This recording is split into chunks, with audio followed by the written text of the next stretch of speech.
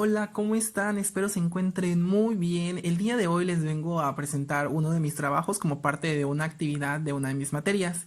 Y pues bien, hay que presentar primero a nuestra institución. Se trata de la Universidad Juárez Autónoma de Tabasco, orgullosamente Juchimanes. Estudio en la duda, acción en la fe.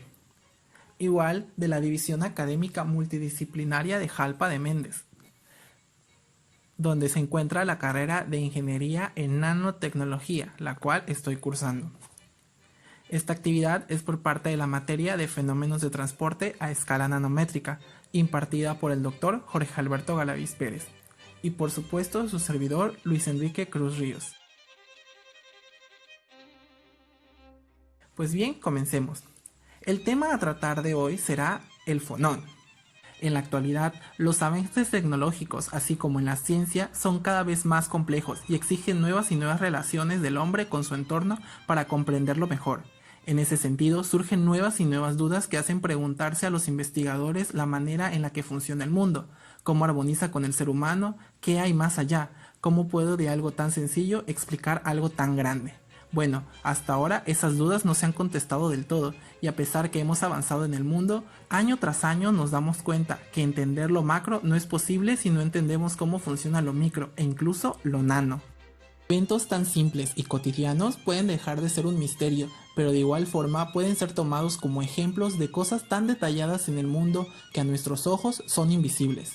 Cosas como explicar el color del cielo azul, el movimiento en la Tierra, los terremotos, los rayos del sol, todo asociado a eventos descritos con minuciosidad por grandes mentes como Newton, Einstein, Planck y una infinidad de nombres más que la lista se alarga. Fenómenos como la difracción, refracción, reflexión, transmitancia, luminosidad y por supuesto el calor y el sonido, que es lo que concentra a este trabajo. Todos estos eventos que nos hacen pensar más allá de la caja y nos llevan a formular la misma pregunta, cómo e incluso un porqué. Para los ingenieros diseñadores de los teléfonos celulares, paneles solares y chips de ordenador, cada vez es más importante ser capaz de controlar los movimientos de calor a través de los materiales cristalinos, tales como el silicio, con los que se fabrican esos dispositivos. En la computadora y los chips de teléfono celular, por ejemplo, una de las limitaciones claves para incrementar la velocidad y la memoria es la necesidad de disipar el calor generado por los chips. Tengamos en cuenta que el calor, así como el sonido, es en realidad el movimiento de vibración de la carrera de las moléculas. Las vibraciones de baja frecuencia corresponden al sonido. Esta actividad es por parte de la materia de fenómenos de transporte a escala nanométrica, impartida por el doctor Jorge Alberto Galaviz. Establecen que la energía de vibración debe ser un múltiplo de una cantidad básica de energía. El tema a tratar de hoy será el fonón, que es proporcional a la frecuencia. Los físicos llaman a estos niveles básicos fonones de energía. En la búsqueda de mejores formas de disipar el calor de los chips de computadora, un requisito clave para los chips más rápidos y más competentes en el paquete es encontrar la forma de manipular el comportamiento de los fonones en los circuitos de tal forma que el calor se pueda quitar fácilmente. Es la clave. En cambio, en el diseño de dispositivos termoeléctricos, para generar electricidad a partir de las diferencias de temperatura, es importante desarrollar materiales que puedan conducir la electricidad, pero bloquear el movimiento de los fonones, es decir, del calor. Estamos de acuerdo que para que todas estas ideas a futuro puedan ser posibles, debemos comprender el movimiento de los átomos, electrones y moléculas en el espacio, o de manera específica en un cuerpo o sistema cristalino. El campo de la fonónica es relativamente nuevo, y cuando algo es nuevo, no sabes lo que puedes encontrar. Siempre estás pensando, ¿qué puedo hacer con esto? Para empezar a estudiar un poco acerca de los fonones, tenemos que tener en cuenta conceptos que nos servirán para comprenderlo mejor. Empecemos. Como primer concepto tendremos a la vibración. Para comprender un poco este concepto, realicemos la siguiente pregunta. ¿Qué es lo más sencillo que puede vibrar? Exacto, esta sería un único oscilador. Planteándolo como una masa unida a dos paredes paralelas por medio de un resorte, está en equilibrio en una posición, pero si se mueve de ahí aparecerá una fuerza que la obligará a regresar a su sitio, describiendo un cierto tipo de líneas. Pero ahora bien, ¿qué sucede si ahora en lugar de uno fueran dos masas? El sistema en general tendría muchas formas de moverse, dependiendo de qué tanto separes cada masa del equilibrio y la velocidad con la que se empujen. Cada masa describirá un cierto tipo de líneas. Estas condiciones son válidas bajo el punto de vista de la mecánica clásica. Resulta que todo movimiento que se ejecute sobre el sistema se puede descomponer en dos sistemas sencillos, como si se tuvieran ambas masas por separado, es decir, el comportamiento final será la unión del resultado por separado que tenga cada masa. A estos movimientos los denominaremos los modos normales del sistema. Así podemos resumir lo anterior. Todo movimiento es una combinación de los modos normales.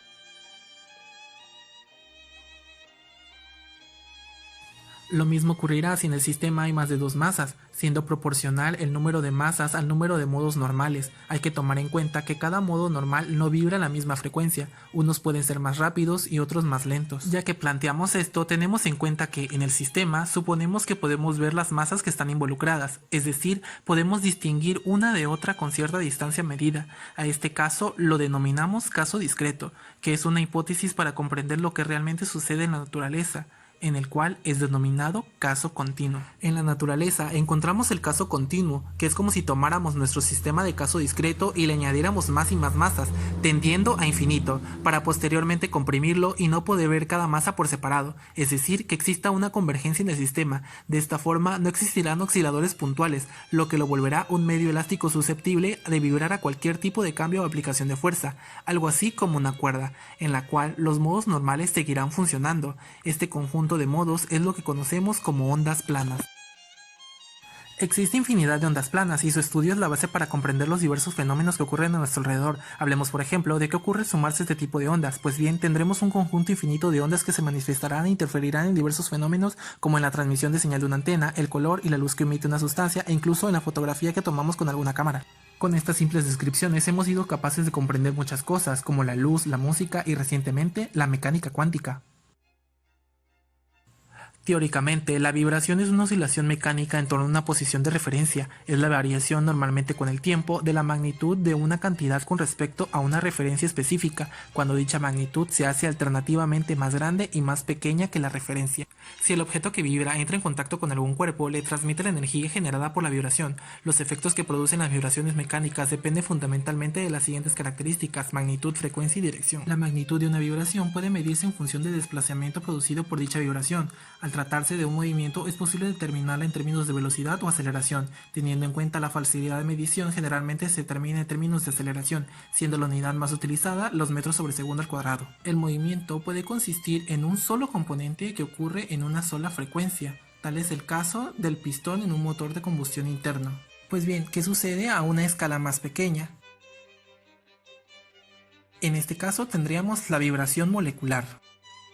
Las vibraciones moleculares son estudiadas a partir de la espectroscopía, siendo la más conocida la espectroscopía por infrarrojo. El objetivo casi siempre es el mismo: descubrir las firmas o huellas digitales que cada sustancia o molécula emite cuando interactúa con la luz. De la espectroscopía es posible reconocer la presencia de una determinada molécula a través del pico de intensidad de su frecuencia de vibración, que depende de la masa y la fuerza que está interactuando con los átomos de una molécula. Ahora bien, ¿qué es lo que hace que vibre? Pues bien, vamos a contestar eso. La interacción de los fotones con la materia, al igual que las diferencias de calor que existen en el medio, provocan excitaciones que hacen que los átomos vibren. Esta interacción puede ser producida por la luz u otras fuentes de excitación que existan en el medio, ya sea natural o artificial. De igual forma, tendremos que ver la vibración en los sistemas cristalinos.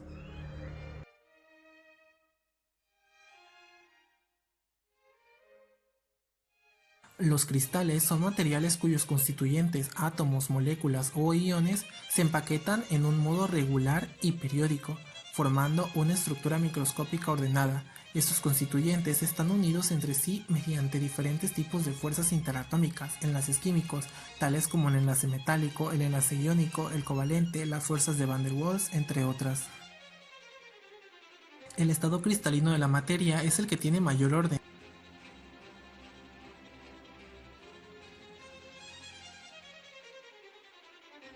Y de esta forma podemos decir que están ordenados espacialmente según tres direcciones cristalográficas: X, Y y Z, que serán ejes cristalográficos, que forman entre ellos determinados ángulos, llamados ángulos axiales. El conjunto de los ejes cristalográficos con sus respectivos ángulos y de los parámetros de unidad constituyen un paralelepípedo llamado celdilla unitaria.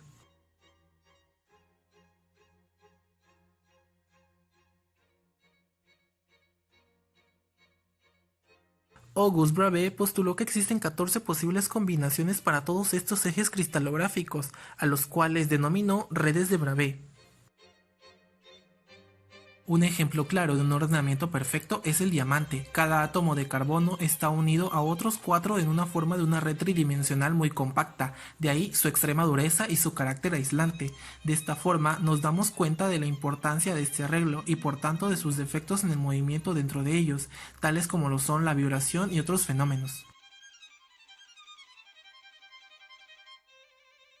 El movimiento en los sistemas cristalinos puede ser descrito a través de un modelo sólido de masas unidas por resortes, como el de las vibraciones descritas al inicio. Si se desplaza una masa y luego se le libera, se moverá a una dirección de alguno u otros vecinos, provocando su movimiento, que a su vez inducirá el movimiento de vecinos cada vez más lejanos, a lo que llamamos relación o ley de dispersión.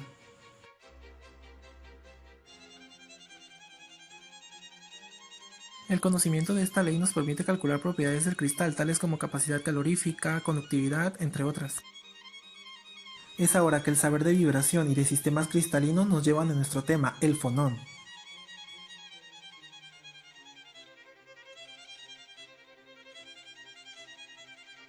Actualmente, la física cuántica es la teoría más exitosa para descubrir el comportamiento de la materia y la luz a la microescala.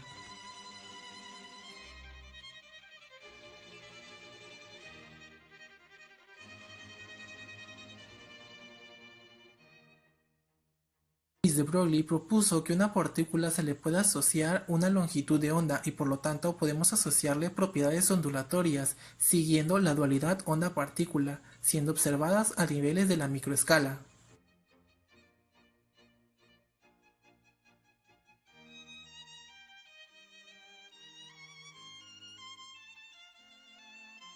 Ahora hablemos del sonido.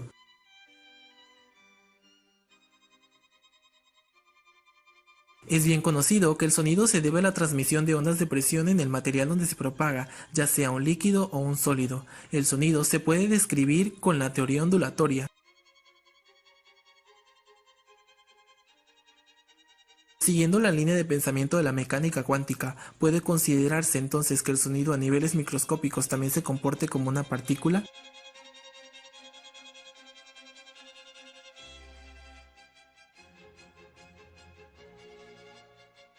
Al parecer, la naturaleza vuelve a sorprendernos, y esta deducción la hizo el físico ruso Igor Tamm en 1932, y denominó a estas partículas fonones.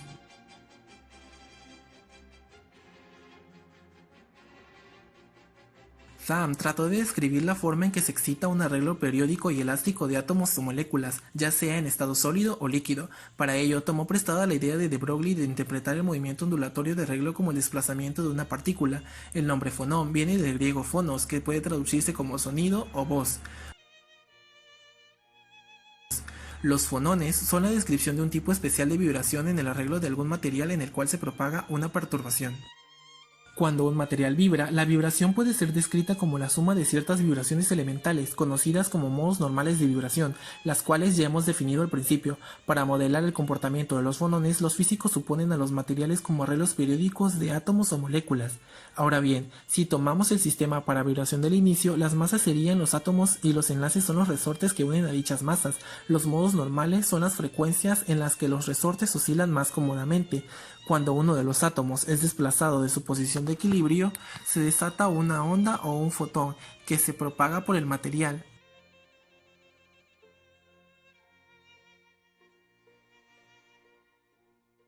Los materiales están llenos de fonones de diferentes energías o frecuencias viajando catódicamente en todas direcciones.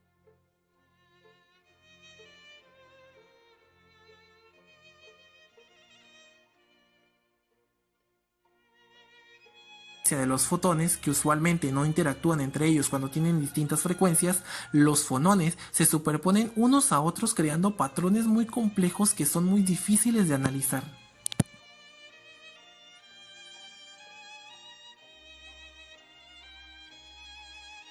De hecho, los cristales son muy parecidos a los arreglos ya mencionados y por lo tanto describen casi el mismo patrón que el modelo anterior. Hay que tener en cuenta que el fonón en realidad no es una partícula, más bien una cuasipartícula.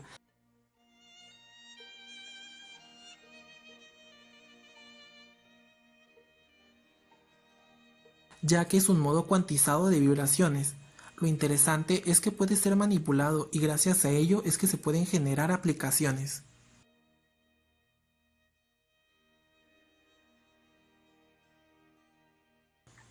La explicación de que los fonones sean cuasipartículas es sencilla y es debido a que deducir que a una onda podemos asociarle una partícula, si bien una partícula, por ejemplo un electrón, puede existir por sí misma, una cuasipartícula no. Podemos tener electrones libres, pero los fonones solamente existen como una manifestación colectiva de la materia, necesitan un medio que se excite para poder existir, justamente como el sonido, que no puede existir en el vacío, sino que necesita un medio donde propagarse.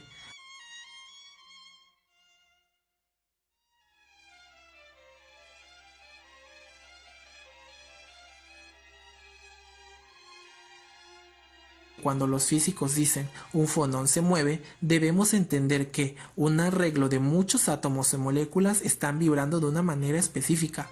Es como decir que su existencia depende de una variable independiente.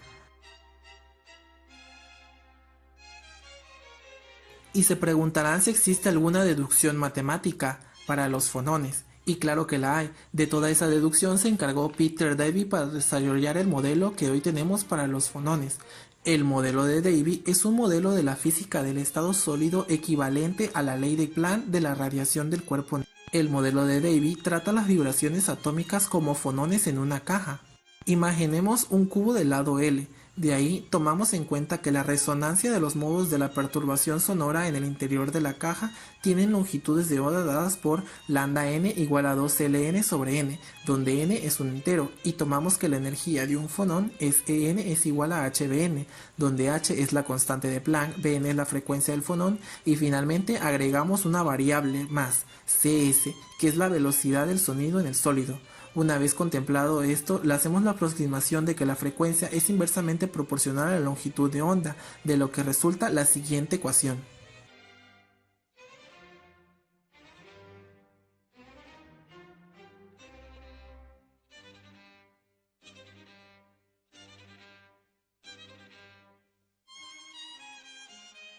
De igual forma, hay que considerar que el sonido no es el único que se propaga en los materiales en forma de vibración. El calor, al igual que el sonido, es de hecho la vibración de átomos y moléculas. Podemos hacer entonces una división. Las vibraciones de baja frecuencia producen sonido, mientras las de alta frecuencia producen calor.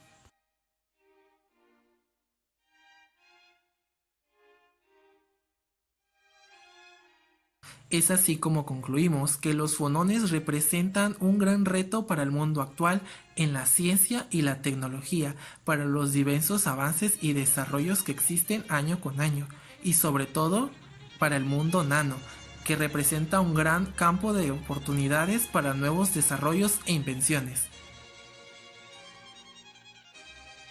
Muchas gracias por ver este video y en serio espero les haya gustado. Y ahora ya puedo dejar de hacer esa voz porque la neta, profe, ya son las 5:19 de la mañana y pues los TQM a todos, gracias por verlo.